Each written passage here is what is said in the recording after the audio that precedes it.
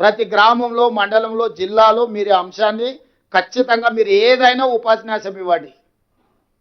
ఒక 5 నిమిషాలు ప్రజలకు ఇది వివరించాలి. ఏ విధంగా చంద్రశేఖరరావు గారు తెలంగాణ రైతులకు ద్రోహం చేసిండో, రాష్ట్రం వచ్చినా కూడా వచ్చిన తర్వాత కూడా మన నీళ్ళని ఎట్లా ఆంధ్రప్రదేశ్కు తాకట్టు పెట్టిండో.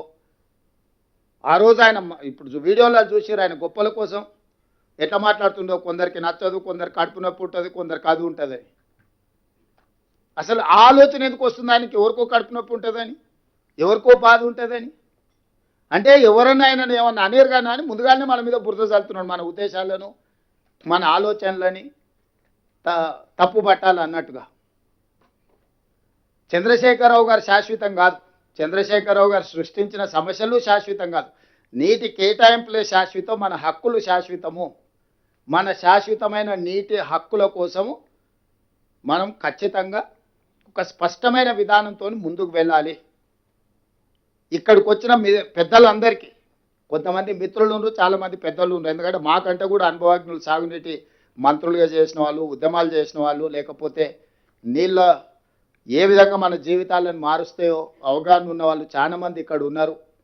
మీ అందరికీ ముఖ్యమంత్రిగా నా విజ్ఞప్తి ఒకటే, ఇది మనందరం బాధ్యతగా గుర్తించి మనందరం కలిసికట్టుగా ఒకే మాటను వినిపించాలి.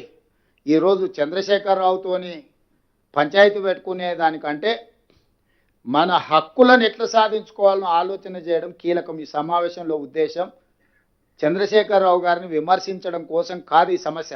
ఇక్కడ ఈ సమావేశం మన నీటి కేటాయింపులను, హక్కులను ఏ విధంగా సాధించుకోవాలి, మన నీటి కేటాయింపులను, హక్కులను సాధించుకోవాలంటే మనం కేంద్ర ప్రభుత్వం మీద నిరంతరం ఒత్తిడి చేయాలి, నిలదీయాలి.